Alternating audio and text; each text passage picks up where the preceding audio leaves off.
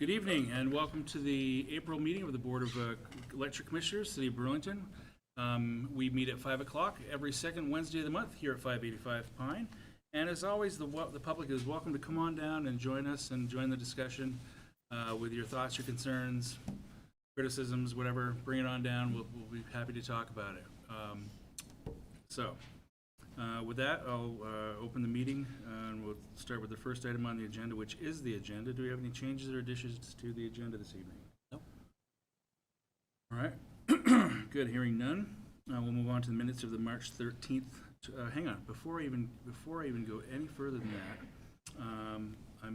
I have no manners. I want to welcome our new commissioner, Andy Voda, to the commission. Welcome, Andy. Thank you. So yes, welcome aboard. Ask lots of questions, grill these guys. Okay, moving on to item number 2, the minutes of the March 13th, 2024 meeting.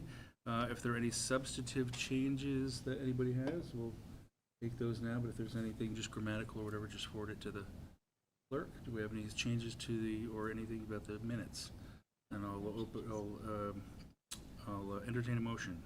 Make the motion to approve March 13th, 2024 meeting. All right, motion's made. Do I have a second? Second.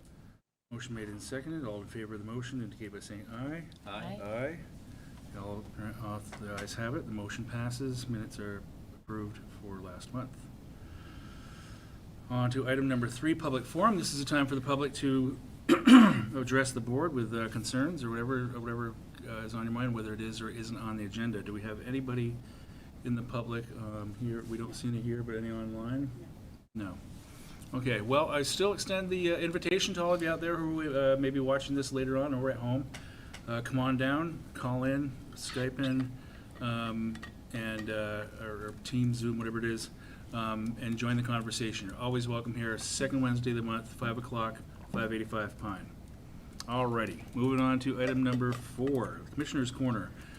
This is a time for commissioners to bring up anything that they've encountered or would like to talk about that's been on their mind over the last month or whatnot.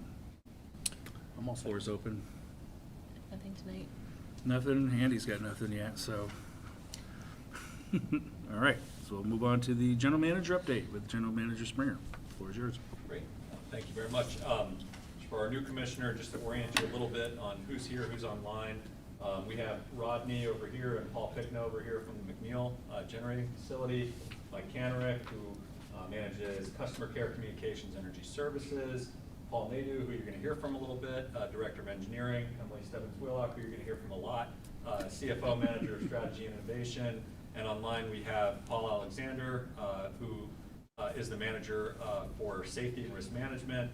Amber Woodmayer, who is our regulatory specialist, does a lot of our work on legislative items in Montpelier. Erica Furlan, Director of IT, and then the rest of us are all in the room here. So just who's who of who's here tonight. We'll have different cast of characters each meeting, depending on what topics are coming up. I'm going to hold on the roadmap update until the end of my update because I want to share a few slides with the commission to get into that a little bit more depth. The charter change, Emily testified this morning, did a great job in the House Government Affairs and Military Committee, and we have a bill, H881, that would authorize the change from the $5 million to the $10 million charter for our line of credit. We have an RFP that's out now related to the line of credit, which has both values in there, so we're asking for responses based on both the 5 and the 10 million. Depending on whether that charter change gets enacted by the end of the session. And we are hopeful that it'll be able to move forward. I think it's relatively non-controversial. Received almost 3/4 of the vote on town meeting day, was unanimous here and at City Council. So we're hopeful that can move forward. We'll be supportive of our financial metrics if we're able to get that change.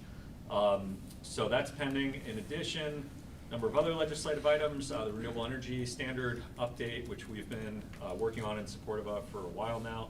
Had passed the House, is in the Senate.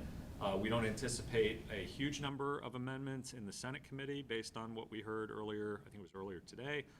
We're hopeful they'll be able to move it forward largely in the form that it's in. We think it's in pretty good form.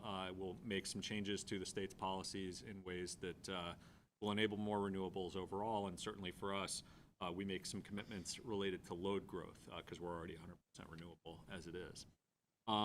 Also, S305 is now in the House Energy Environment Committee, and that includes some of the updates related to our Act 44 efficiency programs. I think we've shared with the Commission, we've had some differences of opinion with the Department of Public Service in that process for that 3-year pilot, as has Efficiency Vermont. And the department's been proposing reductions in the budget and thinks that some of these programs are not necessary. We see them as really valuable. They're pilot programs that help us reduce emissions. They support our EV and heat pump rebates. They support our geothermal well testing program, multifamily rental charging, and a number of other important programs. So the legislation as pending would really ensure that we're able to spend the amount that was authorized in the legislation and that there's not necessarily additional opportunity to reduce that amount. That passed in the Senate. It's pending in the House. We're hopeful that'll move forward. It has some other items in it as well, but that's the piece that we're most particularly focused on. And we've testified in support of it in that committee already by Zoom last week. I was able to join the committee, and Amber was down there. Since we last met, we've launched our rebates for 2024, delayed in part because of the Act 44 wrangling, as we've talked about. But the kind of key items, we have our new super user and what we're calling the gig driver program. So this is additional EV rebate for drivers who put the most miles on their vehicle, whether it's because of commuting or food delivery services or ride sharing services. So we're pioneers on this in the country, first utility to launch this type of rebate program anywhere in the country. It's getting a lot of attention because of a group called Cultura that's done some really interesting reporting on how many states, how many super users are in each state, and a super user is somebody who uses 2 or 3x the amount of gasoline to drive that a typical driver does. And their theory of the case is you'll get much more bang for your buck in terms of emissions reductions if you focus the incentives on those drivers.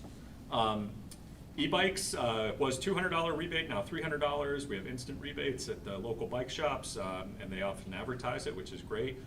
So that got boosted, which is wonderful. We have a switch and save program to help income qualified Burlington residents with water heater changeouts, program that we worked on with the legislature a couple years ago.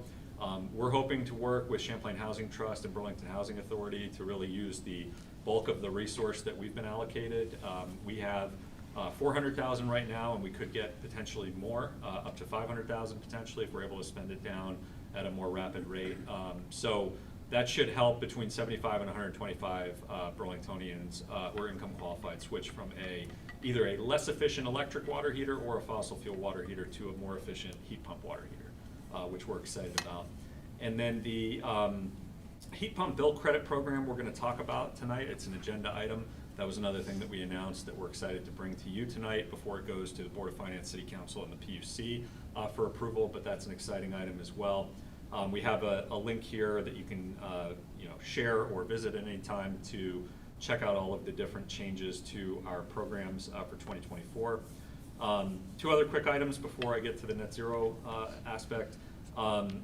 Tomorrow at, I believe it's at noon, tomorrow at noon, we have a webinar on geothermal heating and cooling that we're hosting with District 2030 Vermont Green Building Network. It's open to the public. There's a link in here.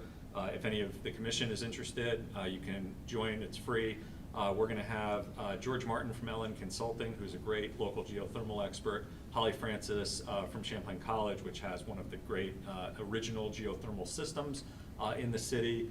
Chris Burns, Bob Bolin, Jake Yanilovich from our energy services team will be on. I'll be on with Jenna from the Green Building Network, and we're going to cover opportunities for geothermal with a particular aim at commercial customers, but it is open to the public, so anybody's welcome to join. We have over 50 registrants so far, and we're looking forward to having a good event and have some Q&A as well. And this really stems from our work on policy initially, with the City Council having worked with us on the carbon fee policy, which covers new construction, large existing buildings, 50,000 square feet and larger. There were a number of efforts at making policy for buildings in the 25,000 to 4999 square foot cohort that haven't come to fruition. And in lieu of those processes, because they've all been debated but not decided upon in any way at the council, we've tried to engage with those customers directly and learn, from the institutions, from the businesses, the nonprofits that are occupying buildings in that space, the property owners as well. What types of things are you doing? What types of things would you like to know more about? What are the opportunities, challenges? From those conversations, we heard, we'd like to learn more about geothermal, we'd like to learn more about heat pumps. So we're hosting this webinar tomorrow and a heat pump webinar aimed again at commercial buildings in that space. That'll be happening in May. So these are just educational efforts to really support that cohort of buildings in their decarbonization. Also a reminder, anytime you would like, burlingtonelectric.com/pod for podcast, our net zero energy podcast.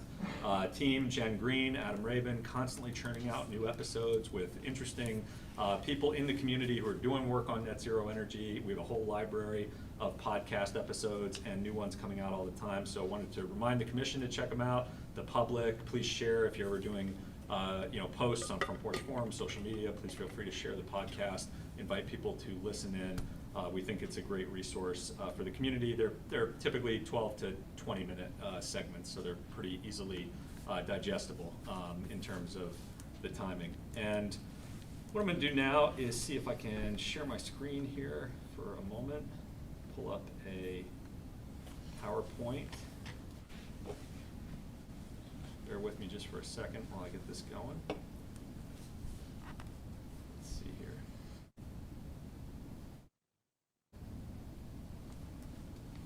Okay, let me see if I can get that.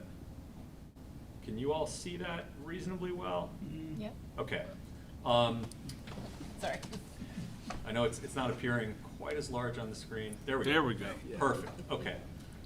So a few slides I'd like to share in advance of a presentation we're going to give at the City Council on next Monday at the meeting on April 15th. So as you know, we update every year with the prior year's data with Synapse Energy Economics from Cambridge, Massachusetts, which worked on the original Net Zero Energy Roadmap with us. Roadmap was issued in 2019. In most cases, we have 2018 as the baseline year for data. There's one or two cases where we have data that's starting more in 2019.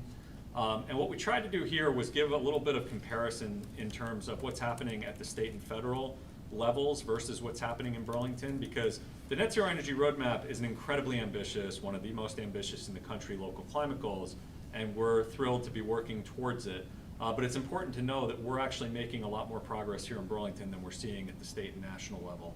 So some of the things we're doing are working at least to keep our pace ahead of those levels. So on the left here, we have from the EIA, the Energy Information Administration at the federal level, U.S. motor gasoline and diesel CO2 emissions between 2018 and 2022. They don't have the 23 information out as of yet. But these are the two transportation fuels that we track as well in Burlington, and they had a CO2 reduction of 4.3% between 2018 and 2022. Of course, inclusive of a dip that you can see in the middle of the chart at the pandemic, and then a bit of a rebound effect coming out of it, but still a reduction at the federal level. For us in Burlington, we have a 13% reduction between 2018 and 2023 in consumption of those two fuels. Now you can see we had a pronounced dip, obviously, in the pandemic. That was our lowest point of usage. We've seen a very mild rebound effect, and essentially year over year we are flat in terms of our transportation fuel use between 2022 and 2023. So we've come to meet the line on the roadmap, essentially, with that pace that we're at so far. So clearly ahead of the national picture, still lots of work to do, and really what we're benefiting from here is a continued reduced vehicle miles traveled post-pandemic than what we saw pre-pandemic. Obviously we have more EVs on the road. That's an important thing as well. We have more transit buses that are in the pipeline to be deployed even this year. That's going to help kind of bend that curve on the diesel side with our partnership with Green Mountain Transit. But what we're benefiting from here is in part the fact that we have hybrid and remote work options. People are driving less than they did pre-pandemic, and that's helped us buy some time to get more electric vehicles, more plug-in hybrids on the road. So turning to the thermal sector, and if you'll recall last year, the thermal sector was our point of concern. We saw actually a rebound there in 2022 that we were concerned about. I'll start on the left. Neither of these charts are weather normalized, so they are apples to apples in both cases. The Vermont chart is from the Energy Action Network, from a forthcoming report that they have, and they sent out an email about this. And what they have is for the entire state of Vermont, which really, when we're talking about natural gas, we're talking about the northwest corner of the state that has natural gas service. We saw a 9% reduction in consumption of natural gas between 2018 and 2023 in the state of Vermont, not weather normalized. For Burlington, we have a 19% reduction over that same time frame, again, not weather normalized. And you can see while we had a bit of a dip, a really pronounced dip between 22 and 23, we had been concerned about the rebound that had happened post-pandemic. Last year, that chart was trending in the wrong direction, and we've seen it come down. And in fact, 2023 was the second largest year-over-year reduction that we saw for our overall transportation and thermal greenhouse gas emissions, second only to the pandemic. And happily here, natural gas use is at its lowest point since we begun the tracking in 2018. So obviously still work to do to get on that roadmap pace, which is a very ambitious line, but trending very much in the right direction and seeing really double the progress that we're seeing statewide. So that's a kind of an interesting and useful comparison. And then lastly for this evening, a kind of a total picture. And here again, we're looking at the United States, not the state on the left, 2018 to 2022, because we don't have the 23 data just yet from the EIA. And this is taking residential and commercial direct use. So that's going to include thermal use from natural gas, from heating fuels, fuel oil, propane, as well as motor gasoline and diesel. So it's the most analogous to what we track in Burlington for the net zero roadmap. We're looking at thermal and ground transportation. So the US emissions from those sources is down 3.3% between 2018 and 2022. There is a bigger emissions reduction for the country as a whole with energy-related emissions, but that includes the power sector. The country has seen the biggest benefit in the power sector, particularly as we switched from coal to natural gas and renewables, which have a lower overall footprint according to the way they track. But this does not involve the power sector at all. This is just thermal and ground transportation. 3.3% reduction in the US, 18.2% in Burlington. Again, we have one extra year there. We go 2018 to 2023. So 18.2% reduction in greenhouse gas emissions in those sectors we're tracking since we launched the roadmap. Again, not quite on the roadmap pace, but a really significant accomplishment that I think outpaces what we're seeing at the state and federal level, and something that I think a number of cities would be very pleased with as a result. So we're conscious of the things we have to do to continue this progress, to accelerate this progress. But I wanted to present a few of these slides just so you, as the commission, had a sense of it, and to preview some of the information that we're going to share with the council next week. So I'll stop there. I'll leave it up in case you have any questions on it, so we can flip back and forth for a minute. But that's everything I had for the general manager's update. Any questions? No, I'm good. Okay. All right. Let me stop All right. sharing here. Alrighty, we'll move on to item number 6 on our agenda, which is the February financials with Emily.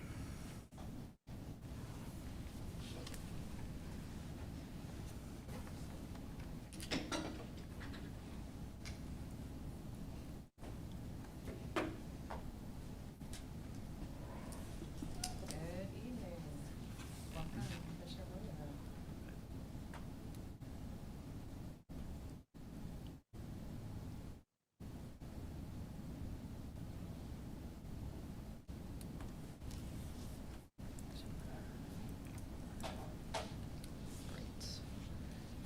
Okay, so here are our February 2024 results.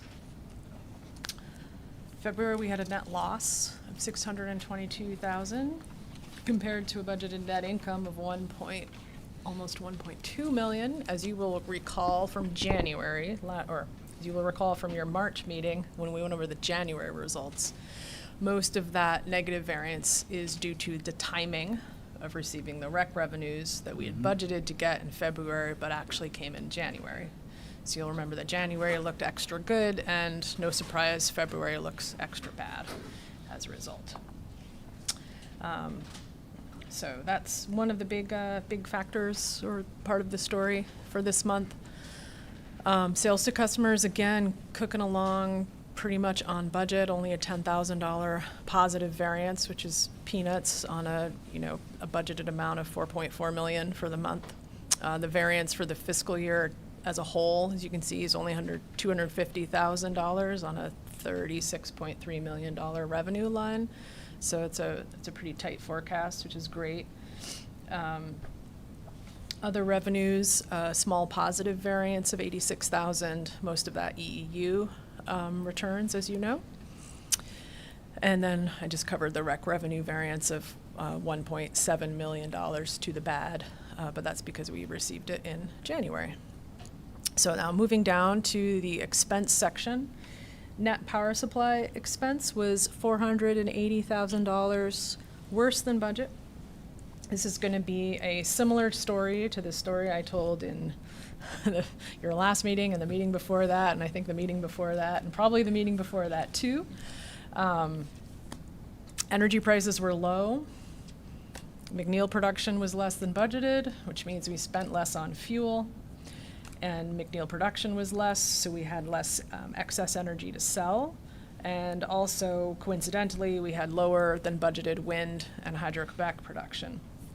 So the combination of all of that means that we had fuel favorable by $281,000. Transmission was favorable by $101,000. But on the negative side, we brought in $963,000 less revenue than we budgeted from the sale of that excess winter energy. So that's where you get the net effect of the $480,000 negative variance. Year to date, the purchase power portion of the power supply budget has a negative variance of about 1.7 million. Net power supply, when you kind of add in the sale of excess and everything, is just about on budget at this point in the year. You can see there's a variance over to the right of just $5,000 on a $22.3 million budget line. Other operating expense continues to track favorably. It was favorable to budget this month by just $42,000. It's $500,000 up for the year. Taxes, we continue to see a small positive variance versus what we budgeted. And so year to date, we have an actual net income of $2.3 million. We had budgeted to be at about $1.7 million at this point, so we're $605,000 ahead of budget so far. Last month, we were $1.4 million ahead of budget, so this month's the negative results obviously have eaten away at that year-to-date positive variance. I can, as we look ahead to kind of where we expect to end the year, as we do every month, we revise our forecast, we see what the actuals are, we update our projection. We're now projecting a decent net income. Currently, it's projected around 1.3 million. That would put our adjusted debt service coverage ratio at around 1.13. We're still watching cash carefully. That's pegged now at 88 days, but we have some levers that we are ready to pull if we need to, and we'll continue to refine that projection to make sure we end June 30 with at least 90, and hopefully we can better that like we did last year. Any questions on the income statement before I move on to capital and cash? I think you said this already, but I'm just asking maybe a different way.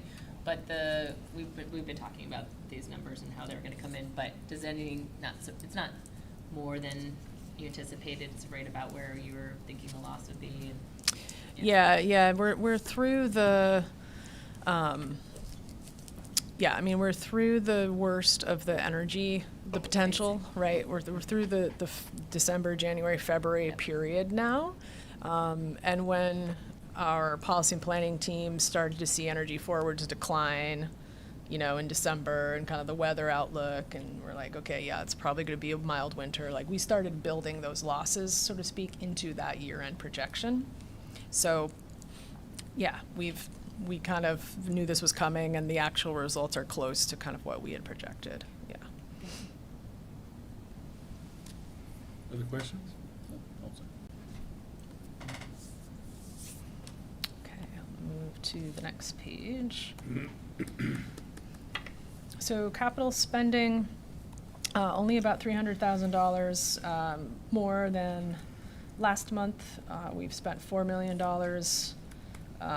of a $5.4 million budget for this point in the year. It's about 37% of the full year budget.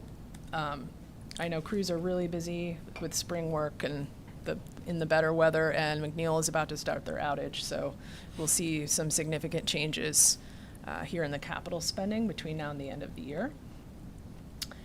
And then operating cash for the month ending in February was $9.3 million.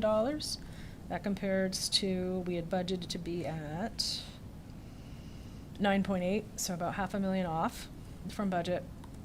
And you can see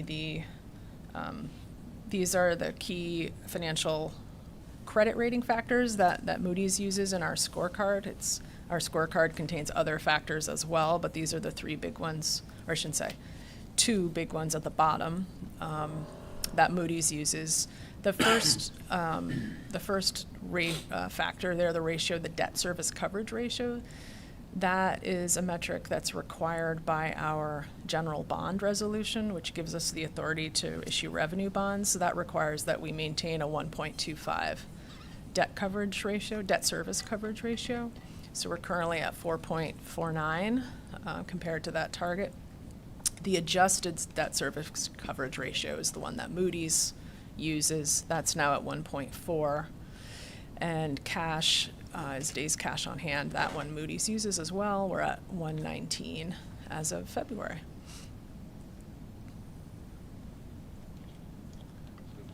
Try to stay close to that A rating as possible. Yeah. Emily, quick question. You talked about 88 days cash on hand and then 119. What's the difference between those two numbers? Yeah, so the current number there is, how do I say this? So Moody's, when they rate us as of June 30, and they rate us using a 3-year average. So if you were at 100 and 100 and 100 for each of the 3 fiscal years, your average would be 100. But I believe all of these are kind of like on a 12 months look back basis. And then the biggest explanation for your question really is that this reflects kind of how many days we have with cash in the bank as of the end of February, but we're projecting that cash flow out for the future months of March, April, and May, and June, and kind of where that ending cash balance is going to be. So we're projecting that we'll use more cash than we're taking in over the next 4 months. Thanks. You bet.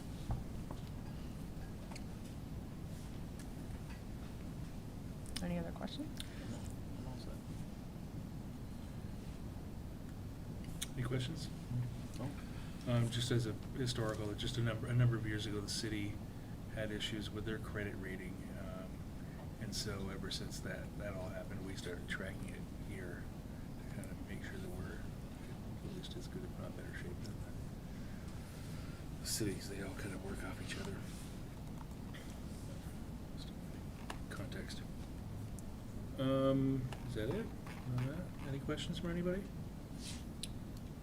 Okay.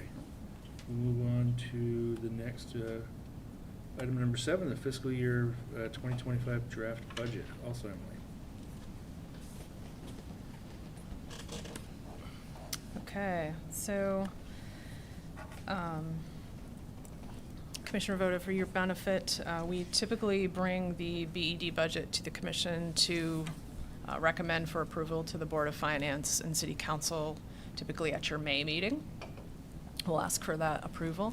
What we do in April is kind of give you a preview of where we are, how things are looking. The numbers here most likely will change before, we bring you a final budget in May, but they are indicatively close, I think, and then also is a chance to discuss with you kind of the different pressures we're seeing, the problems we're trying to solve within the budget, the information we have, the information we don't have, the assumptions we're making, that sort of thing. So with that, some of the big assumptions in the budget. We're projecting sales. So sales is really, really important to kind of a healthy bottom line. I, 2 meetings ago, kind of walked you through that historical look back, right, over kilowatt hour sales compared to revenue from sales. And we're still not quite back to kind of where we were pre-pandemic.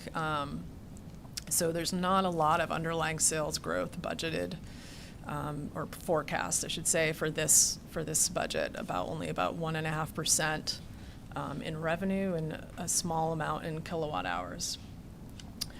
We have built into this budget at the moment a projected rate increase of 5.5%. That would be effective on bills rendered September 1st. And we have more slides that kind of talk about the effect of the rate increase at that level.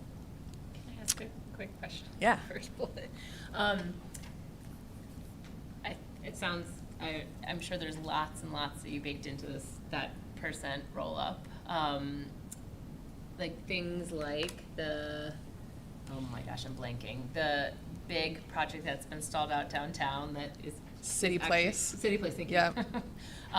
Things like that, growth in sales like that, plus all the other potentiality that might come online. Mhm. That's all baked into that potential, or Yeah, it is. We contract with a company called Itron to do our sales forecast, and they do a lot of the modeling for Yeah. Velco and the other utilities in the state, as you may know. So we work closely with them in giving them our data and kind of the trends and the assumptions and kind of discuss that with them. There is, I think, in their model, some variables related to sort of residential growth, or, based on trends. It's hard to model those like large commercial projects because the timing of them is so uncertain. And also, as the development plans change, the energy modeling then changes. So we don't have a lot in there to say, City Place will come online this many kilowatt and this many kilowatt hours on this date. Like, that's just too chancy. yeah. So in a way, that gives us a buffer so that when those projects do come online, we know eventually we'll get built, there'll be a new high school. There's increased development activity, which is helpful, but we haven't modeled out exactly everything. And, just keep in mind, even if something like that is coming online in the third or fourth quarter of the fiscal year, it's not gonna have as much of an impact on the overall Yeah. as it would, in the fiscal next budget, '26. yeah. I think probably a safe assumption that in '26 and '27, you're gonna start to see some of the impact of those projects, more so certainly than we've seen to date, and then even in the '25. Okay. Thank you, appreciate that. Would that also be true? There was the new neighborhood code that just came out, which is, Mhm. I'm guessing, going to produce a lot of infill. It could. I think the South End has some housing development proposed that could be, that I think is part of that, overall effort, and could make use of places that are currently, parking lots and turn those into housing. So from an energy standpoint, we would see productivity from those spaces. And obviously electrification too. It's just that a lot of the electrification's happening at a level that's, linear or even strong growth, but from such a small base that it's not impacting these numbers just yet. And keep in mind too, we're 25% residential, 75 commercial. So a project that's happening in the commercial space is gonna have a bigger impact overall, generally speaking, than, even a larger residential would in terms of our overall mix, but. Yeah, it's a great question and a rich discussion item. There's a lot to consider. Okay, so then the next big assumption is rec revenues. We are budgeting at this point just over $8 million. It's $219,000, or about 2.65% less than what we budgeted last year. As I've been talking about lower wind production, lower McNeil production, that translates into lower volumes available for sale in future periods, AKA part of FY '25. Wood fuel, this is another main driver, a big expense driver, that's currently budgeted at $31.70 a ton. That's about $1.80 less per ton than our FY '24 budget number. Oops, I mean just flip Based sides on- there. Energy prices, here's another big one. And I'm sorry Commissioner Whitaker isn't here because she always asks about this. It's an important question. So, sort of the full year average around the clock energy price assumed for the FY '25 budget is $52.16. And then you can see I've over there for December and February, it's kind of 72, 93, 84. So you can kind of see how those winter months are higher. But by comparison, in the current FY '24 budget, all year round average is 73.60. And December, January, February were 119, 155, 144. So these. And Emily? Oh, James, you're here. Hi, go ahead. I am here. Sorry, I was going to add one last thing. And those numbers for FY +24 are themselves down from FY '23. So if you looked at FY '23, you'd have seen numbers in the $200+ for the middle value, and high hundreds on either side of it. So again, we've seen this trend down now for the third consecutive year. Will open up, if we do see higher prices again, right, it creates upside, and it also kind of protects us against the downside risk of prices not materializing when we had budgeted for them to be higher. And the last thing I'll mention about that too, of course, is that we are starting to be in, and you're likely to hear from us later this year about energy contract replacement. And those falling prices are a very good thing for buying energy for future periods. If we had bought energy 2 years ago, it would have been very, very, very expensive to replace our expiring contracts. Now it's back to something much more like a normal level.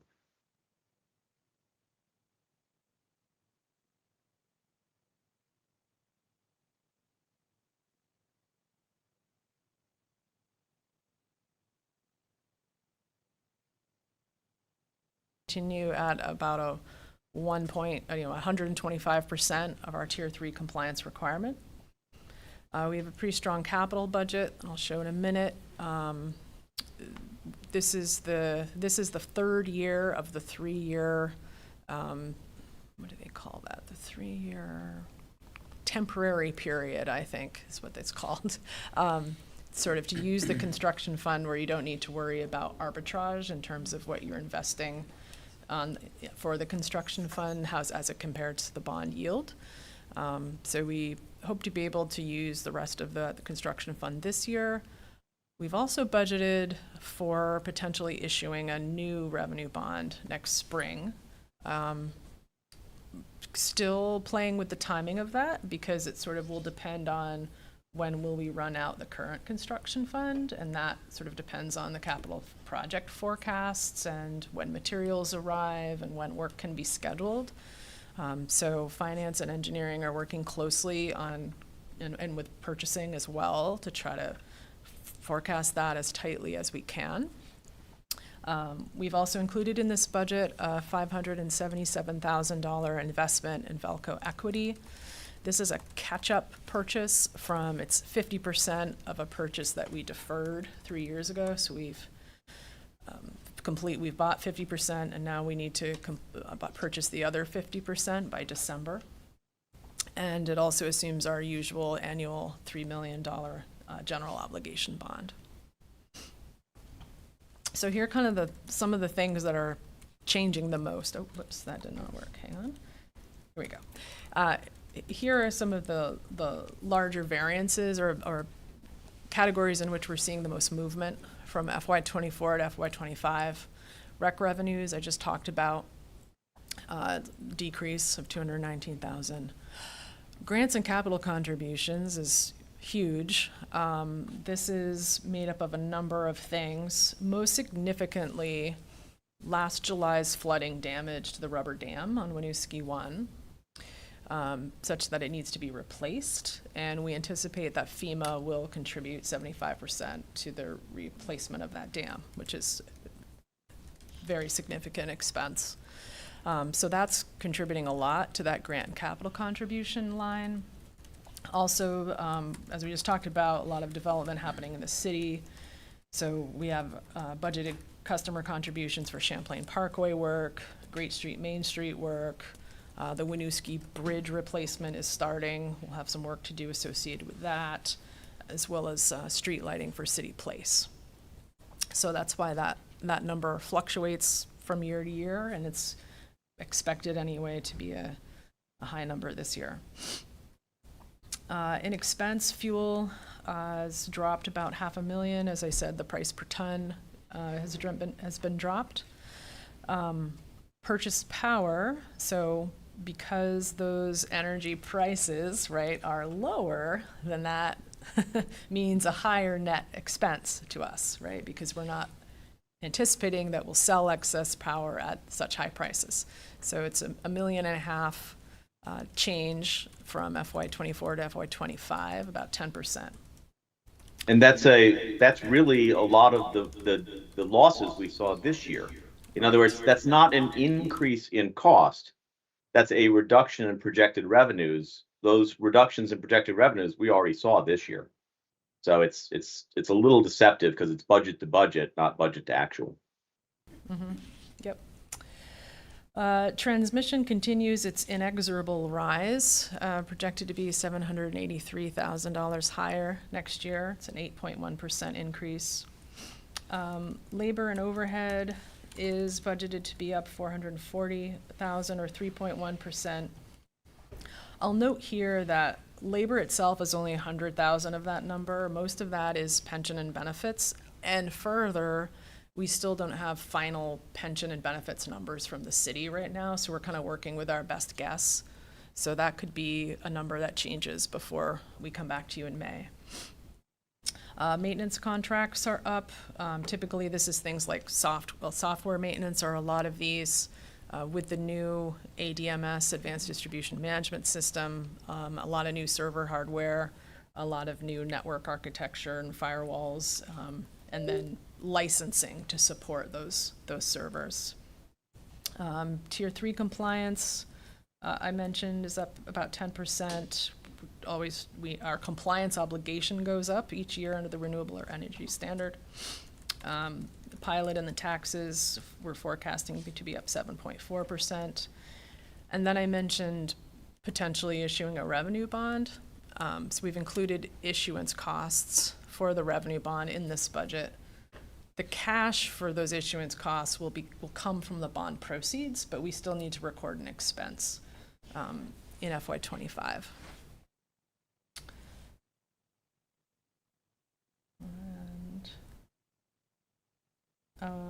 Yeah, if there's any questions on that, I think I covered what I wanted to. Now moving to the capital budget. Right now the capital budget stands at just under $12 million. Almost $9 million of that is pegged to be funded by the revenue bond, leaving about $2.8 million to be funded by the GO bond or cash reserves.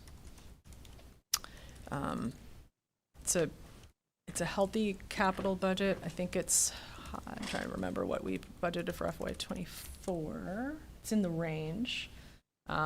So personally, I want to do a little bit more analysis on kind of like capital budgets compared to inflation, because our capital budgets are so high, but yet everything is more expensive. So it's kind of hard to get context for the capital spending number, and to know whether that's sort of right sized, or is it kind of too small, or is it too ambitious, right?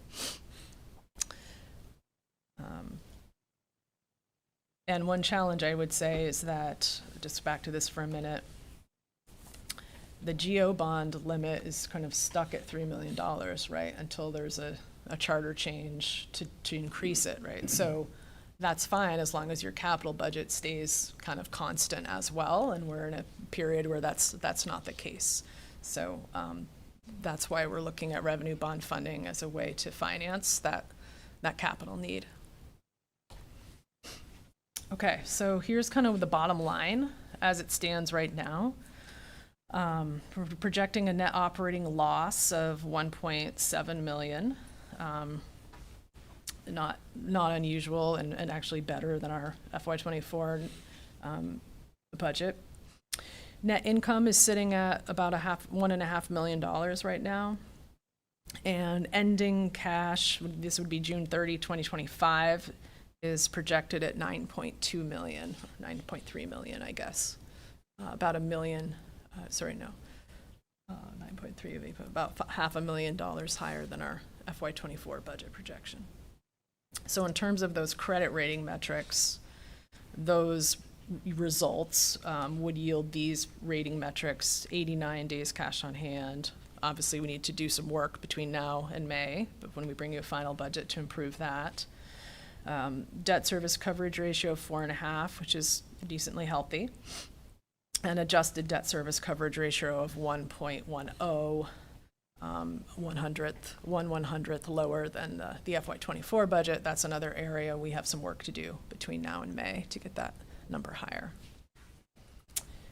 That's everything on kind of the state of affairs with the budget before I shift to talk about the projected rate increase and the impacts there. Any questions? I have a quick one. I think that this is a separate reflection. Like, I think this is obviously interconnected with the previous slide, and so you just answered it that you're going to start to work with it. But the previous slide, if you don't mind going back one, right? So your loss is greater than your income, and so trying to work on that differential, or like, is there anything you want to say around that? Yes. Part of the work you're going to be doing. Yeah.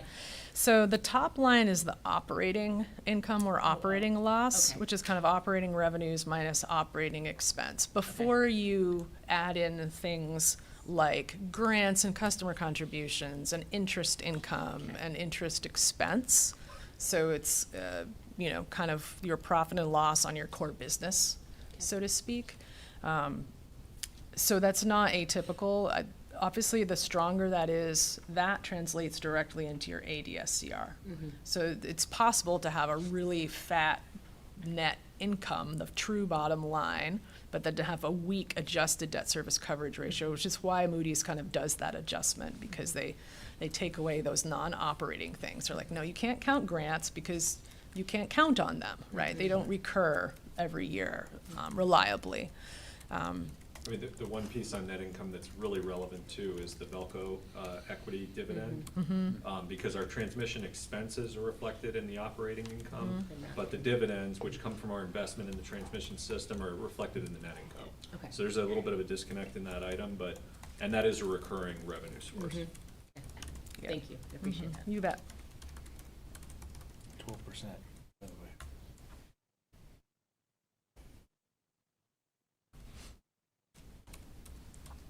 Shall I move on to the next section? Okay. Yeah. Sure. So these are updates of slides that you've seen the past few years. The first one kind of shows all of our rate changes since 1980. Interesting to see, we had a rate decrease here in 96 or 7, and we've had increases as high as 32 and almost 23%. This is our 12-year run of no rate increases between 2009 and 2021. And here's our post-pandemic 7.5, our 2022 of 3.95, and last year's of 5.5, and then showing our projected 24 request of 5.5 as well. This is a new slide that I did because I thought it would be informative. So the blue bars are the rate increase that we asked for and ultimately was approved for the past 3 years. So the 7.5, the 3.95, and the 5.5. The red bars are looking at our cost of service, what rate increase would be necessary to give us a net income that's twice what we pay in interest. And that's sort of the rule of thumb the Department of Service has advised us. If we sought to seek full rate recovery, that gives you a sense of kind of what we could have justified to the PUC, or what we could have asked for but didn't, more bluntly. So, 5.5 is perhaps feeling a little high compared to where inflation is right now. It's a little higher than that. The think today it came out at 3.8, 3.8 or yeah, something, yeah, right? yeah. But we've also been sort of under requesting to try to keep rate increases manageable for customers for the past 3 years. I don't know yet what our cost of service will be this June. We're working on that number. Is that potentially to our detriment that we keep not quite, I mean, I don't think anyone wants to see a 10% rate increase, but at the same time, if we're are we chasing our tail here, or so, I'm not sure what the right metaphor is, but, you know, kind of. Yeah, it's a balance. Whereas at the time, you know, that 12 years seemed like we were doing the right thing, but honestly, we, you know, in retrospect, even though it wasn't the way it really, you know, we should have been going 1%, 2% that whole time, but, you know, is this not catching up, gonna eventually catch up to us, you know, in a larger sense down the road? Yeah, no, I think as we've shared, you know, we probably would have asked for a rate increase sooner than we did if not for the pandemic, right? And it really comes down to those financial metrics, and sort of that's your you know, your blood pressure and your pulse, right? Like kind of measuring your financial health. We've been able to maintain quite decent, you know, A rating level metrics kind of with these requests. And so, sure, ideally, if we, you know, had no regard for the impact on customers, we'd seek full rate recovery, and our balance sheet would be better, and our Moody's metrics would be better, and we'd have more cash reserves. Of course, from a financial perspective, things would be better. But that doesn't necessarily mean it was the wrong choice to make, right? From a community perspective, from a customer impact perspective. We might not have been able to justify a rate increase in the middle of the last decade, because rec revenues were. Right, no. I think Like, we actually, if we'd gone for one, we might not have gotten one if we Right. wanted to. Like, ideally, you're right, you would do a 1% a year during that period, and. Yeah, I mean, that's just, you know, less. you know, But, yeah, 2020 hindsight, but yeah. I mean, what I see here is that, you know, with this chart, it shows us how hard you guys are working at it. yeah. That's what I see here. You know, and I think the public would see the same thing, considering that we could have went for larger rate increases. We didn't. We still maintained the best we could. So, to me, this really shows the really hard work that the departments put into it. So. does it track to your eventual goal, which is being able to just to get down to that 1% to 2% a year? Yeah, and in legislation, there is, in the renewable energy standard legislation, that automatic 2% that you could file for without having to go full litigated case is actually proposed to be raised to 3%, reflecting that inflation is well above 3%. Yeah. But in a way, yes. So we originally were looking at a range here of 5.5 to 6.5, and that's what we were kind of looking at earlier in the year. Now we're down to 5.5 as the projected. That could move around, as Emily said. I mean, there are factors at play, but we're hopeful to bring it in at 5.5. But if you think about it, this 5.5, as Emily mentioned earlier, assumes a much less generous energy market. So the assumptions here are much more conservative than in prior budgets. So, you know, there's a lot of factors at play. Sales, as you were mentioning, if sales can kind of move in a way over the next few years, if the energy assumptions are conservative and they happen to turn out a little better, you know, depending on what, as James was talking about, what our power, you know, supply contracts look like, we are trending in a relatively good direction, or at least a relatively stable direction.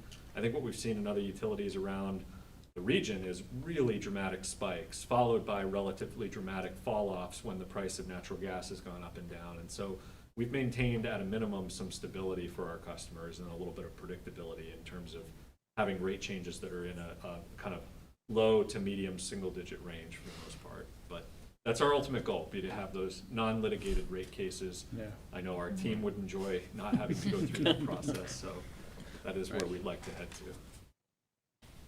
Can you talk about what's the different rates that make up the increase? Is it shared across? I don't know how many tariffs we have, but I imagine there are many across different commercial and residential. Is that's sort of a blended average of some sort?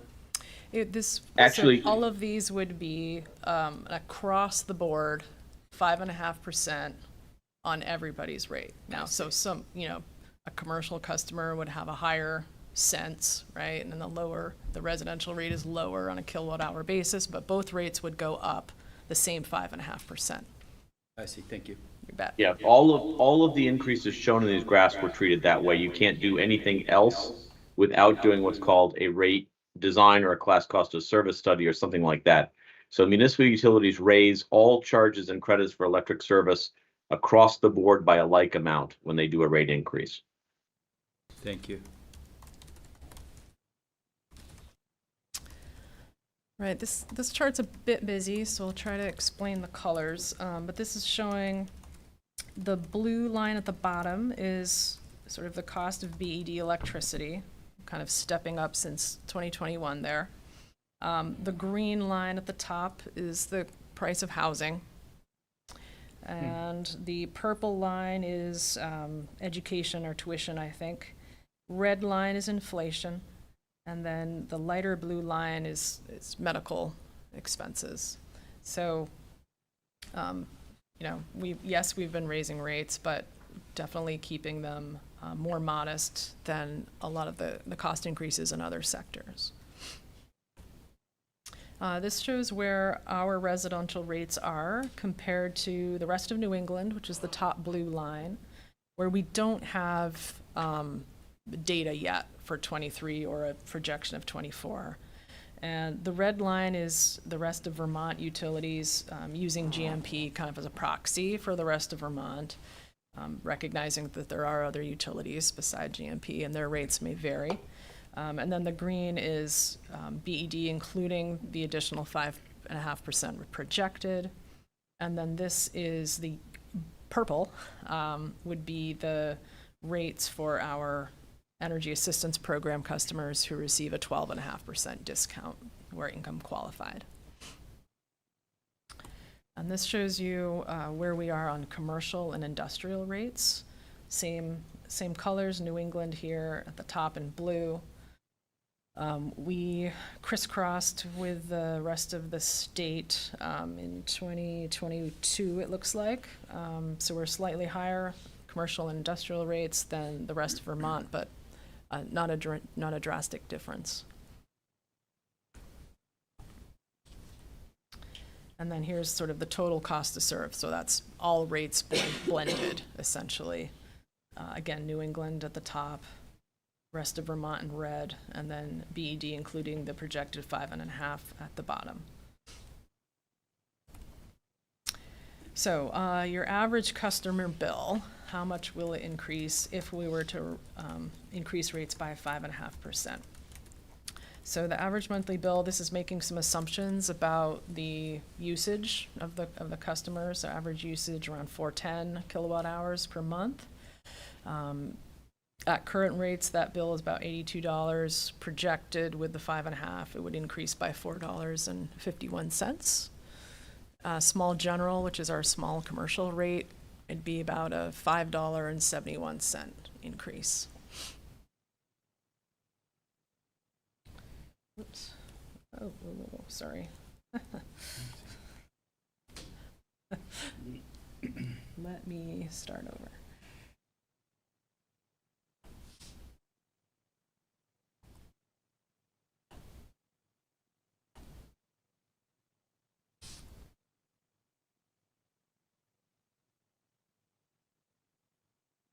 There we go. Sorry about that.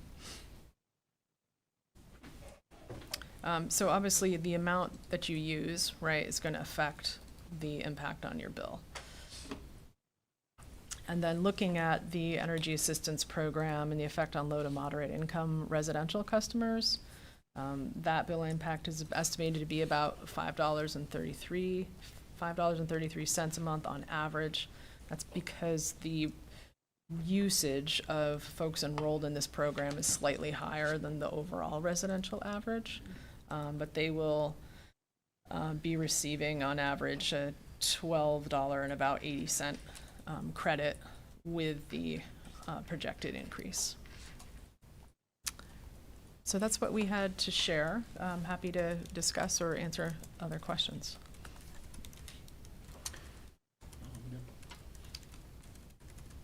Anybody? Can I help myself just really quick? Can you remind me why their usage is higher? Typically, is there like is it a specific type of Is it heating? Is it a measure mix? Is it? I'm okay. not sure I can answer Okay. that. It's a yet. very relatively small sample size we have Okay. currently, because we Yeah, it's only Right. have The 234 Yeah. customers, so Okay. Thank hard to you. say.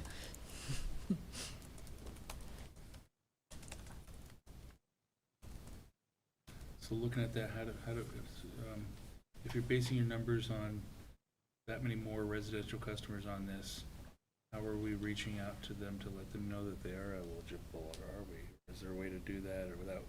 we're waiting for approval at the PUC right now for the changes to the program when we went from pilot to permanent. As soon as that is approved, we have a feature in there that would auto-enroll customers that we know are eligible. And that should increase it from 234 up to, probably above 800, just off the bat. And then we are definitely doing outreach, variety of mechanisms and channels.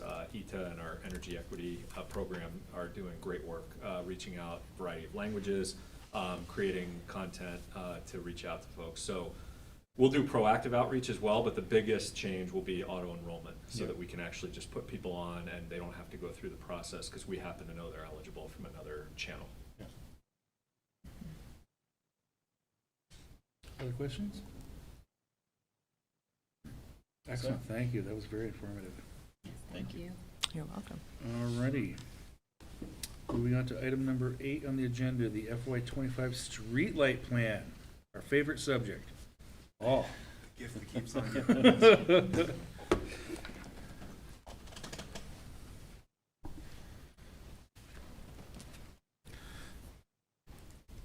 So I'm going to throw up just a map as a guidance here. Zoom in here a little bit.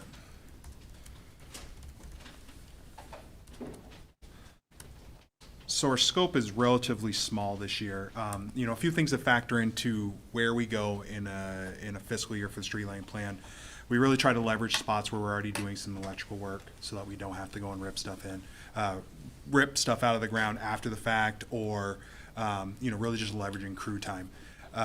Another thing that'll go in, as you'll see as I run through the streets, customer complaints of unsafe streets factor in.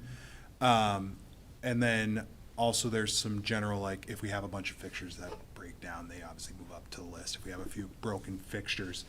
So with that being said, I'll just touch on the first and the biggest projects that we have is related to the Champlain Parkway. So the part of Lakeside Ave out in front of DPW will have to be done with some new street lighting there. And then the entirety of Pine Street from Lakeside Ave up to Main Street will have some new fixtures in related to lighting the street appropriately, but the majority of the street is related to lighting the shared use path that's going to be built as part of Champlain Parkway. Yeah.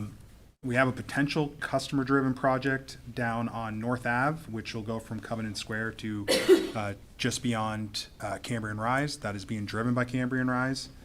And then we have also this is one of those projects where we have a bunch of fixtures on Main. So the jug handle we're planning to replace, that's the section right here at the intersection of Main Street and East Ave. That is going to be replaced with our standard, with our LED fixtures, so that we can go and actually replace some ones that have failed on Main Street. So we don't have to go and replace, we can extend the life of what's on Main Street right now with some fixtures that we've pulled out. And then finally, DeForest Road, and this ties to, we actually got a customer request due to an unsafe street for walking to work in the morning. And we saw it as an opportunity to go and enhance the lighting on that road. This is part one of the job, which just requires putting new fixtures in place of what's there, and then we'll go and reevaluate for actually bringing it up to IES. So this is really just a safety thing, try and get in the street a little bit brighter for the fiscal year. Yeah. So very small plan, but it is a lot of dollars for that. Is for what we have here, mainly in the Champlain Parkway. So that's what we have for this year. Any questions? So the Parkway and Pine Street, are we changing the poles and fixtures or just changing fixtures only? So on Lakeside Ave, that went underground due to Yep. the parkway, so there will be new fixtures there. It'll be those standard fiberglass poles with the Cobra Head Yep. street light LEDs. Okay. Pine Street will just have new fixtures mounted where it's appropriate for the shared use path. So are we gonna add more fixtures on Pine Street being on the path side and the road side, or are we gonna keep kinda, how are we gonna do The that? lights will all be on the road side, but they'll Oh. be the back They'll throw be of the light. shaded, okay, come in. The back okay. side, yeah, the back throw Gotcha. of the light will appropriately light the shared use path. Okay, good, good. Yep. Okay. So, You mentioned that customer report of Yep. unsafe streets is one of the drivers. I'm just curious, is there also any connection with the police department and report, like, you know, because if that's the reporting of unsafe streets, I wonder. I would have to defer to Paul Alexander on that if there's any requests coming through for that. Generally, if it's a customer request, it does get to the engineering department. I haven't seen Yeah. anything from the police department. Thanks. No problem. For a project like Champlain Parkway, is BED on the hook to pay for all of that, or does that get funded by the development of the parkway? So there's a profit sharing equation for that. Shouldn't say cost sharing, not profit there's no sharing. profit. There's no profit. There's a, yeah. Sharing. There's a, Sharing. Just a sharing. there is a cost sharing part of it. But that being said, the actual street lighting, BED is on the hook for this one section 100%. But a majority of the street lighting that's being done on the entirety of the Champlain Parkway, the actual new part of the road, was all shared, and we pay a pretty small portion, all things considered, so. Thanks. Yep. One more quick Yeah. question, Paul. On the replacement on a fixture that's failing on us, Mm-hmm. do we redo it with LED, or are we going to, or do we go back with high pressure sodium or something like that? Are we still stocking those things, or? We're not stocking them, Okay. so to sort of, again, to extend the life of Main Street, Yep. we're pulling a bunch of the HPS, the high pressure Yep. sodium ones, on the jug handle, so that Gotcha. we can use them to replace broken fixtures on Main Street. And then we will plan for doing a much larger job on Main Street going forward. Okay, good. Yep. Good. Yeah. That's part of Great Streets. Well, yeah, the part of Gray Streets is a couple years down the road, but that's actually will be just, that'll be down in the main downtown area. That won't be up in this area. This will be mainly by the school, mainly by UVM, that area that's got those fixtures. Guess I have to ask the last Yeah. question. A few months ago, when we all agreed we do proactive community engagement to try and decrease, surprises by residents. Yep. Is that part of the plan then too? Yes, we've already started those discussions. Awesome. Yeah, Mike is actually, we just had a meeting today about that to discuss on DeForest Road is really the only residential, primarily residential area, but we're going to let everybody know what the plan is for the whole city. That sounds great. Thank you very much. No problem. Yes. We don't Thank wanna you, go guys. into the Thanks. board. That was the sixth thing I was gonna say.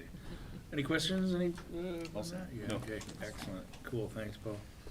All right, moving on, item number 9, heat pump bill credit, discussion and vote with Mr. Gibbons. Well, God willing, I'll be able to share my screen and do a presentation, but if not, I'm hoping that Emily can fall back and cover for me. So, I've epically failed on this recently in front of DPW, so I'm hoping that doesn't happen again. Let me know if you see a PowerPoint, and then I'll try to switch it to being a presentation of the whole screen. You're in good shape. So far, there's still time. How about now?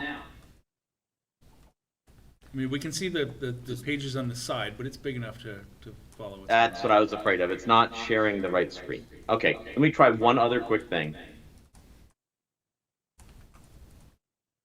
And that didn't work. Darren, do you want me for time to just go through? Oh wait, this may work. I've got one other option here. I think if you can just hit begin slideshow, maybe. If it, Yeah, I did that. Oh, okay. Yeah, I did that. How about now? That was worse. You can see the presenter view, but Oh dear. So it's showing the next slide and everything like that? Yes. But much smaller. Yeah, it got Okay. worse. All right, I'm gonna. It did not get better. I'm going to have to be going through some remedial training here at some point to figure out why I can't do this when all of the other people who can. So I'm going to go to the other presentation that we had that you could see and read and work from there. sounds great. hopefully. This is exactly what happened to me before. So And focus on- maybe it's, I'll blame my There you computer. go. That's That pretty works. good. Okay, does that at least work for visual Absolutely. and ability to read? Okay, so let me just quickly go through these slides reasonably quickly. Well, why are we doing a heat pump bill credit program? Well, obviously the net zero energy goal, has a goal of converting the heating and transportation sectors away from fossil fuel. And in Burlington, 95% of the heating is fueled by natural gas. The problem we have with doing this, with converting, is that right now, natural gas is actually cheaper operationally than heat pumps are. And that's gives you a real struggle for somebody, particularly who's challenged by their electric bill, to accept, a decarbonization, heat pump and increase their electric bill and increase their overall fuel costs. That's a real lift. People are doing it, but they're doing it more for convenience. And what we're looking to try to do is go after the root of that problem, which is the cost differential between natural gas heating and electric heating with heat pumps. We have done a pilot flexible load management program. Talk a little bit more about that, but there were devices installed in 9 to 10 homes. I'm actually one of them, even though I'm not a Burlington customer. I let Freddie monkey with my thermostat and my heat pump all he wanted to. So that was my attempt to support the goal.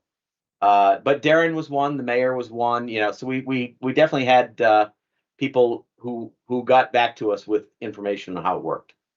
And ultimately, we're going to try to use that information and the load control to mitigate peak costs, particularly transmission and capacity, to a lesser extent, perhaps mitigate some energy costs, and then using those cost savings over the base cost of providing electricity, create a credit to customers to help offset the cost of electrical space heating with heat pumps.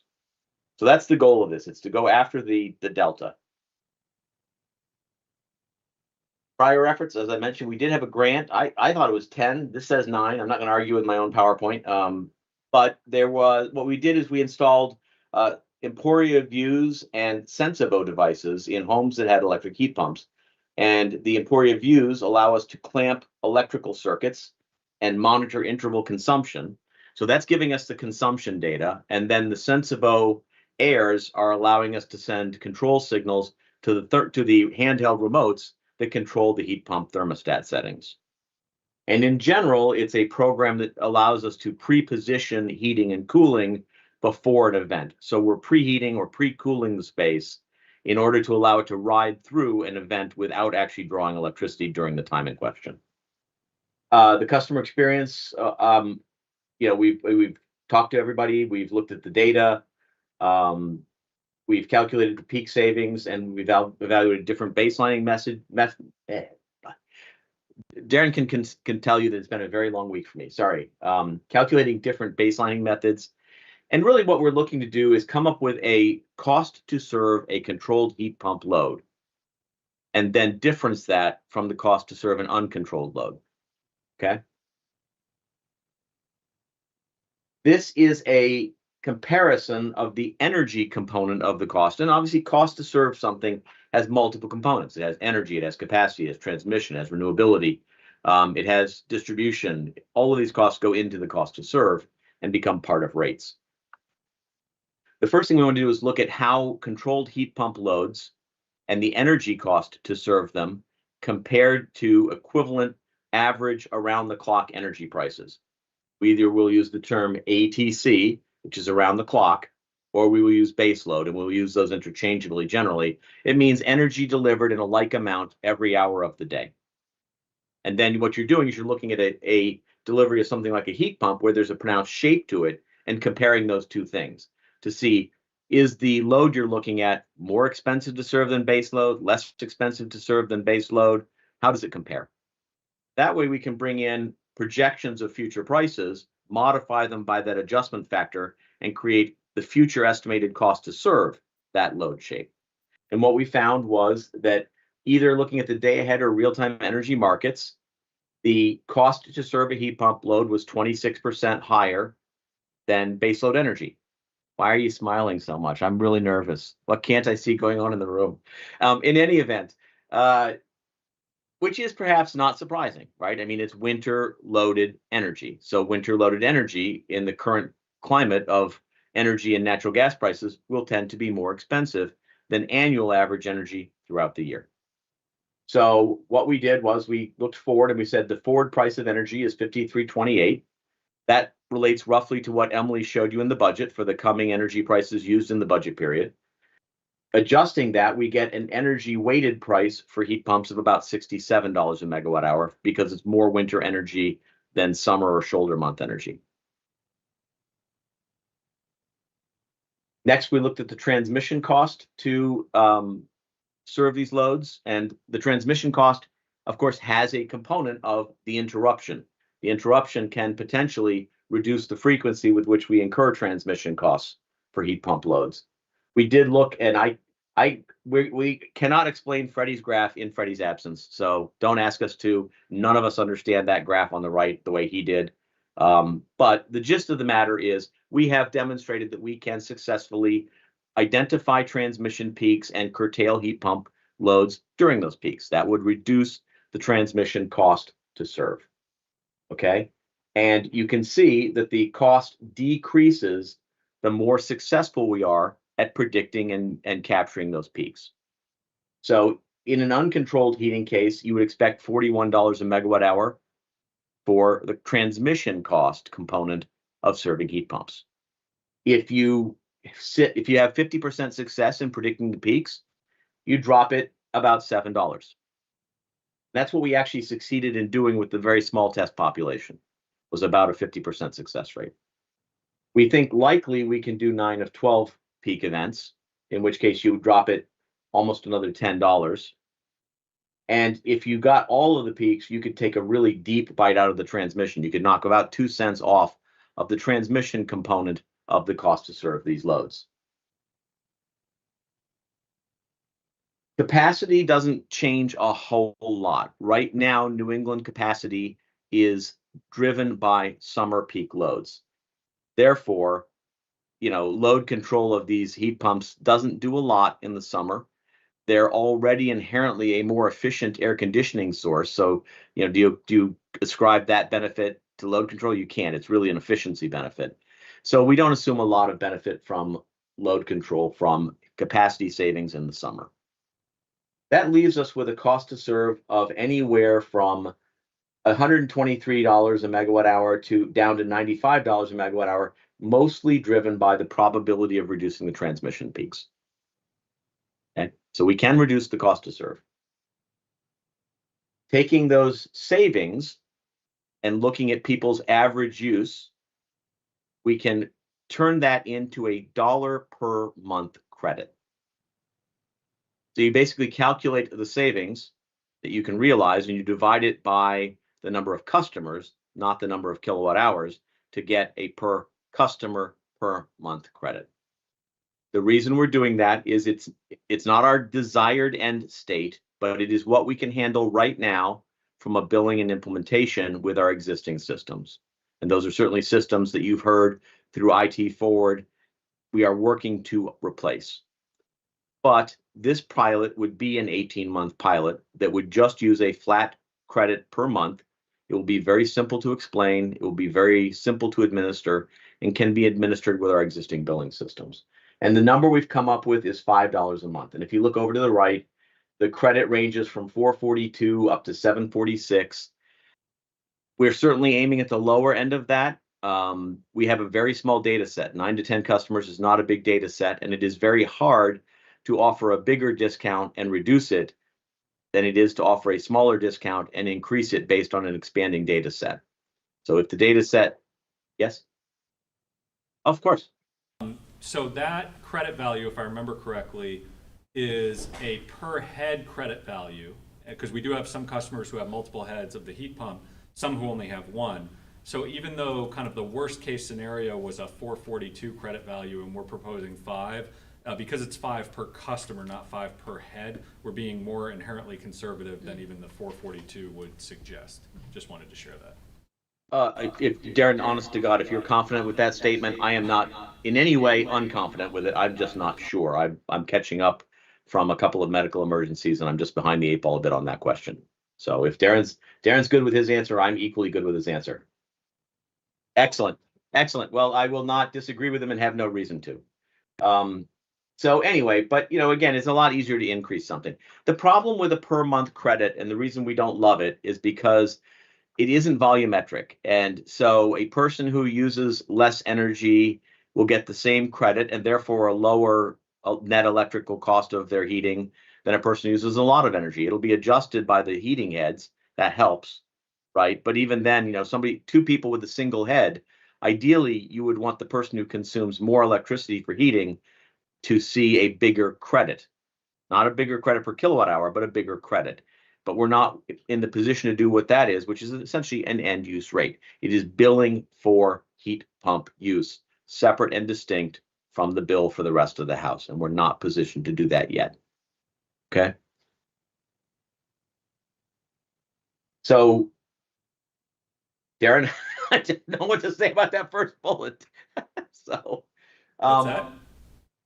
the first bullet says flat monthly bill credit per participant regardless of how many heat pump units they have. So I don't know what to do. No, that's So- consistent. That's the same point I was making, which is basically, even if somebody has multiple heads and we might be getting additional savings, we're only giving a $5 bill credit. So Okay, it's I thought you were starting saying- off conservative. I thought you were saying the other.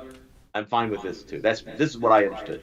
Yep. Okay. Anyway, we are going to get support from a DOE GRIP grant. We were the first entity in the state to get one of these large GRIP grants, and it supports the deployment of the Sensibos and the Emporia Views, and also integration with customer commercial heating controls. And that will happen over the next several years through, again, this DOE grant. We've also been awarded a DOE fellow at no charge to assist us with deployment as well. So we are getting a fair amount of federal support for this project. We will send signals to the adjusted thermostat on heat pumps during annual and monthly peaks, goal to reduce the cost and therefore the goal of reducing usage during the peak, not usage overall. And then again, we'll give the customers who participate a kilowatt hour, a customer per customer credit. We still need to work on the commercial side of this. A $5 a month credit will not incentivize a typical commercial like, say, Champlain College or somebody like that. It is likely that that credit will take the form of $1 per kilowatt of load control. We have not finished developing that rate yet. Okay.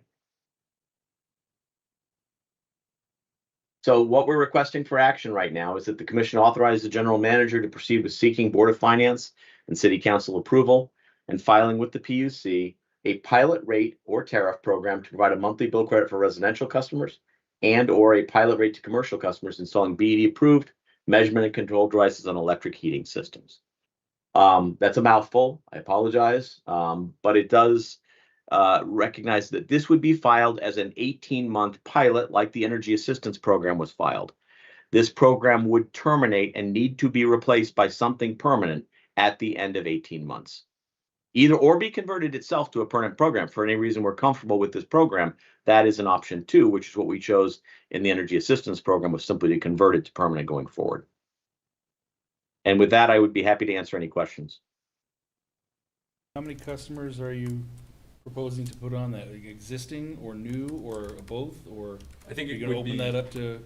I mean, what's your target? for the residential program, Yeah, I how many- think that, existing will be a great target audience because we have well over 1,000 heat pump customers in the residential space. And I think with the DOE funding, we get some very rough numbers, so don't Right, hold like me how much would that 100% to funding this, pay but for? we think we could get maybe up to 1,000 customers enrolled in this type of program. Now, I don't know if we'll be successful in doing that, but I think we would have the resources to potentially enroll 1,000 customers if our cost estimates on the hardware side are correct. Because as James mentioned, we have to get the Sensibo, which gives the customer the ability to control the heat pump from their phone.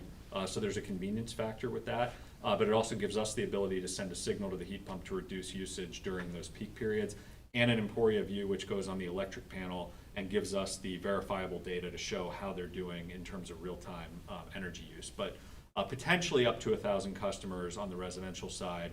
And then if it is converted to a permanent program, it could be available to anybody who has a heat pump. And hopefully the OEM manufacturers will include this type of technology in new heat pumps in the future. But for now, this is very much a retrofit of the equipment. Yeah, we were unable to find a single device that would give us both the energy consumption measurement and the load of heat pumps. So unlike the the charge point residential chargers where we can do both things for a single device for the EV rate, we did not find anything like that. Part of the grant is to continue looking for that, as Darren said, and it may take the form of new heat pumps themselves. Will the kind of ramping up pre-event or catch up snapback after the event be a choice for a customer, so that if you want to float, you're okay with the temperature variance and you don't want to use more? Is that an option? The way Not- we did it during the pilot, you could give Freddie, in this case, some parameters, but Right. but in this, for the broader program, we have not determined kind of whether that would be available or whether it would just be a signal during the event to say, okay, turn the thermostat down 2 or 3 degrees or up 2 to 3 degrees, or whether it's something where we would sort of automatically help the customer preheat or pre-cool and then try to ride through. But we did during the pilot, you could set parameters, like I'm willing to adjust 2, 3, 4, 5 degrees. I want that type of thing. And in my household, anytime the heating or cooling is off just even a slight bit, even though it's me controlling it from the phone, my kids blame Freddie in absentia. Well done, sir. Yes. Right? To the best of our knowledge, never actually got any call from Mayor Weinberg, so. No. But anyway, Just something to think about if Yes. there's like an efficiency component. I know that's complicated. I get that there's not overcomplicating it for the customer. Right. But No, it's a good point. as someone who would opt in, I would want to Right. not have my bill.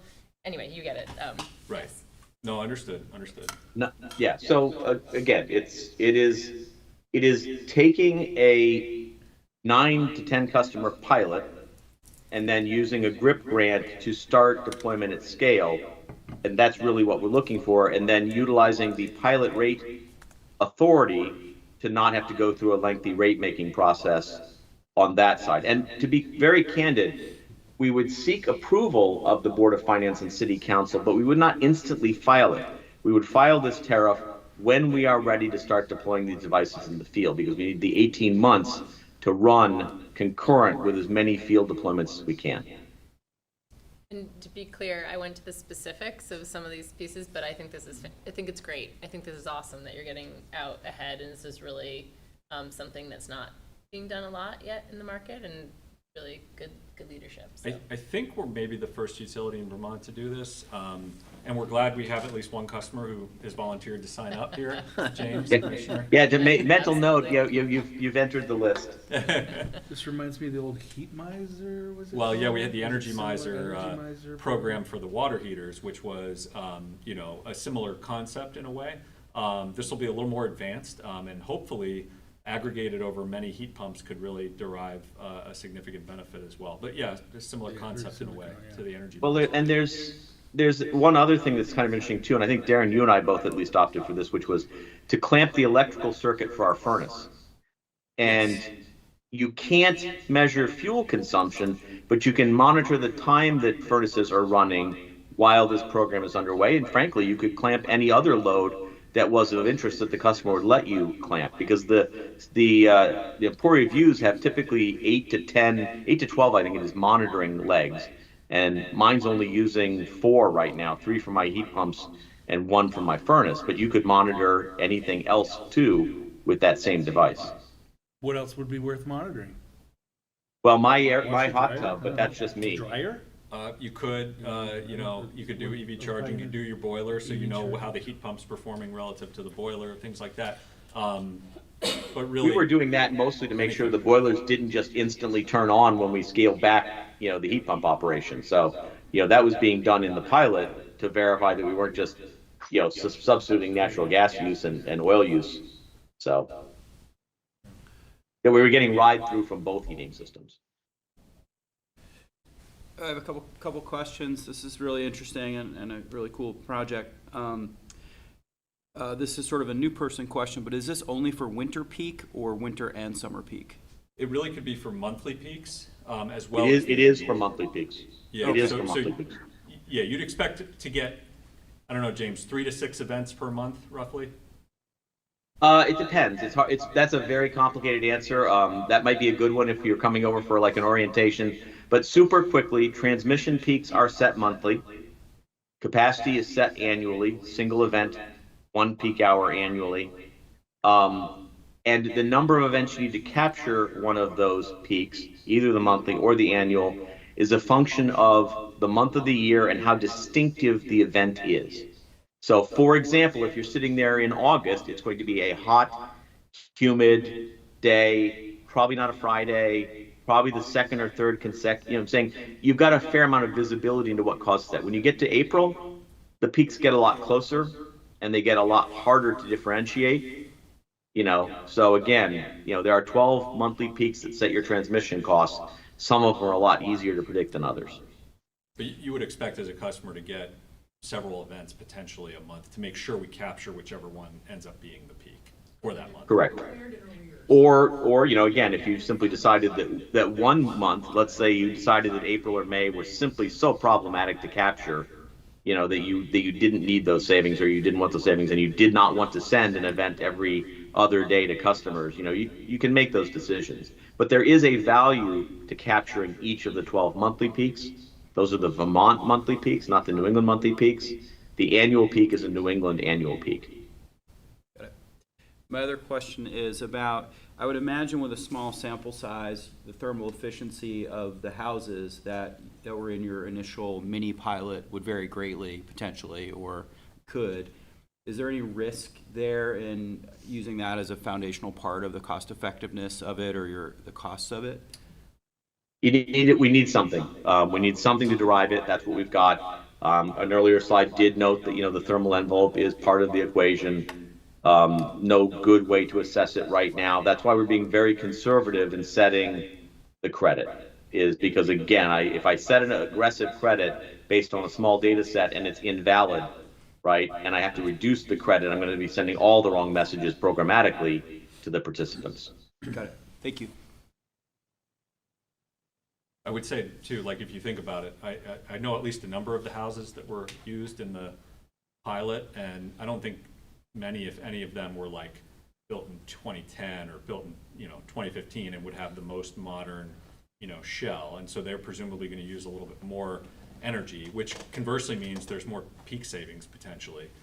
If you're doing this in a really kind of newly built, well insulated apartment building, you'd expect a little less peak savings per unit potentially, although more units. So it's a fair variable that we can track. That's the great thing about the pilot, though, is it's not really derived just to achieve the peak savings. We're going to try very hard to do that, but it's very much the learning too, so that if we do design a permanent program, we'll have the benefit of a much larger sample size.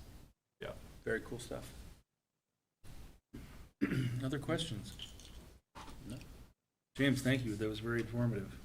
Well, and let us all thank Freddie and his absentia, because again, I don't think there's any debate about the uniqueness of this. Again, hence the only GRIP award in the first round in the state of Vermont went to this program. So.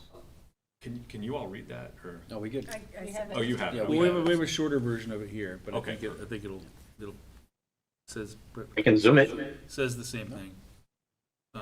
I modified it very slightly after No, we need to today. use this version because this. Yeah, one's can you make that a little bit- bigger? Yeah. Excellent, thank you. Lord, you'll be able to read it. I can't from here. Not Not even with these. There you go. Here. the I old stand man eyes at the end of the. I'm happy to read it. Okay, I will entertain let you a go. motion if there's one to be made. Shall I read the motion?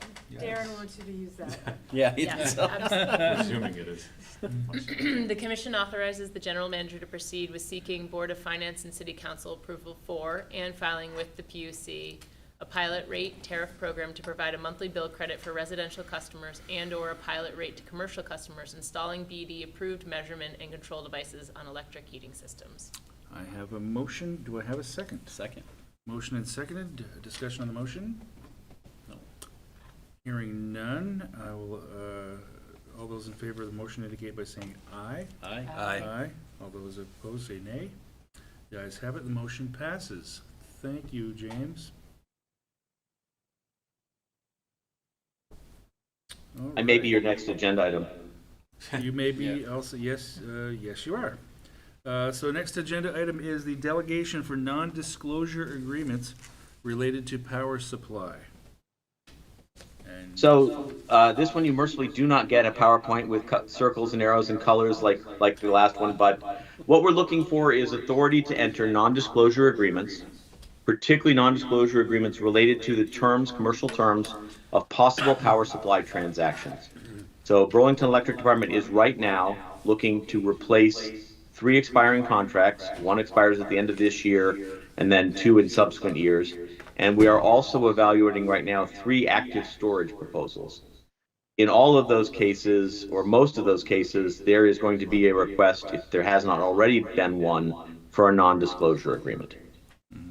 Non-disclosure agreements that are not related to power supply would have to go to the city council if they were over 1 year, as a contract over 1 year. Bill Ellis, our counsel, has advised that he believes that a non-disclosure agreement that is related to power supply transactions would follow the same approval process as the power supply transactions that it related to. That means the Electric Commission has authority to enter up to 5-year power supply arrangements without consulting the City Council and Board of Finance. The Electric Commission can then delegate that authority to the general manager if they so choose. Okay. In this case, we are asking that they delegate the authority non-disclosure agreement component of these power contracts to the general manager so that we can go out and get the information to evaluate power contracts and bring proposals to you for either approval if they're 5 years or less, or for approval and advancing to the city council if they're greater than 5 years. But really the first step is being able to convince a counterparty that you will at least treat their information confidentially and their pricing confidentially during discussions. Sometimes those requests stay through contract execution, and we have had to have contracts for power supply executed both by or approved by the Electric Commission and approved by the City Council in executive sessions. That is a possibility. But at this point, it is just a request to let Darren enter NDAs of up to 5 years. Most of these people seem to want more than a year, which he could execute without this approval. But, you know, we don't want to come to you guys every time there's a request for a 2-year NDA to get pricing on a battery storage project so we can look and see whether it's viable or not. makes sense to me. So this is typical business practice, or this is a shift in the market and Oh, the no. ask? No, it's No, very typical. Typical business practice. We're a little constrained. A lot of times what we'll do is we'll sign an NDA for a year and we'll get a vendor to agree to that. But yeah, it's not probably a great use of your time or the council's time to have to approve multi-year NDAs, because all they can do is lead to a potential project that we would bring to you and or the council anyhow. And we've definitely run across, I think, several over the last few months where, and they're not all one type of technology, where having a multi-year is more standard. And I understand that from a commercial terms perspective. 2 years is normal. 1 year is very short. And it's a very frequent it's normal enough that many of the contracts the electric commissions have approved over the years have got embedded in them the confidentiality that becomes permanent, when the power contract itself is executed and it has confidentiality in it. Sometimes if it's over the phone and you're getting indicative pricing, there's no confidentiality. If you're going through a broker, it's not confidentiality. But in all of these cases, we're talking to counterparties, and they would like their pricing held closely. Okay, that makes, any questions? Commissioner? Just a quick one. So current practice is now, when this occurs, you have to come to the commission for this approval to enter into an agreement over 1 year, but less than 5 years? For most items that's over a year, we go to the city council. The council delegated to the commission up to 5 years for power supply items. So we could bring a 2 or 3 year NDA to the commission, for example. We've typically tried to get vendors to agree to a 1 year. We're getting a little more pushback on that than we used to get. And so this would be a delegation further from the commission to the department to do multi-year NDAs. This is that 5-year authorization. This is very similar to the delegation to do 5-year rec transactions. This is much same thing. The Electric Commission had authority to do 5-year rec transactions, and under certain conditions delegated that to the general manager. They can do so. Got it. And how many times in the past year or two have you had to come to the commission for approval for NDA longer than 1 year? None, think we have. Yeah. none, we have. but we also have not been in power supply and storage negotiation mode for all of the last 12 months either. I So would say that's in the last really month, happening. We've had 3 that I'm aware of requests for a multi-year NDA, which is a lot more than we've had in the past 2 years. Right, but that is a function of being in negotiation now for utility scale storage and replacement energy contracts, where we weren't in that mode, say, December of last year. Right. Thank you. So, Any other questions? There's a suggested motion. and I didn't tinker with this one. Make the motion to delegate to the general manager authorization to enter into non-disclosure agreements with term up to 5 years related to potential power supply transaction terms. We have a motion. Do I have a second? I'll second. Motioned and seconded. Discussion on the motion. Hearing none. All those in favor of the motion indicate by saying aye. Aye. All those opposed indicate by saying nay. The ayes have it. The motion passes. Thank you. We're good to go.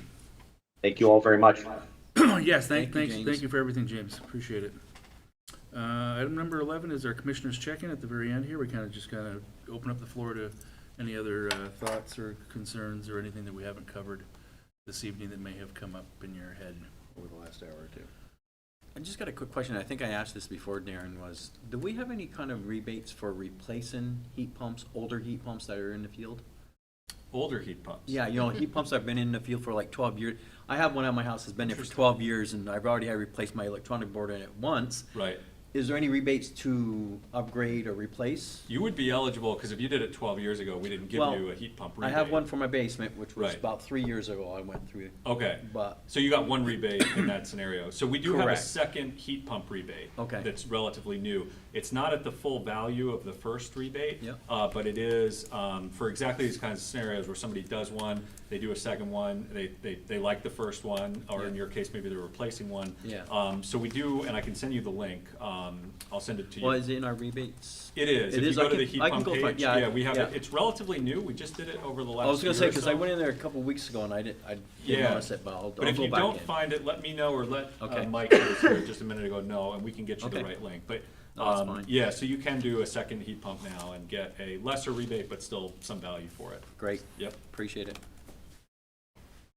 Anything else for Nothing commissioner else. check-in? That's it. Going once, going twice? I'll take a motion. Motion to adjourn. Motion, do I have a second? Second. Motion seconded. We'll skip the discussion. All those in favor of adjourning indicate by saying aye. Aye. Aye. Ayes have it. We are adjourned. Thank you, everybody. All right. Thank Thank you. Have a great evening. Thank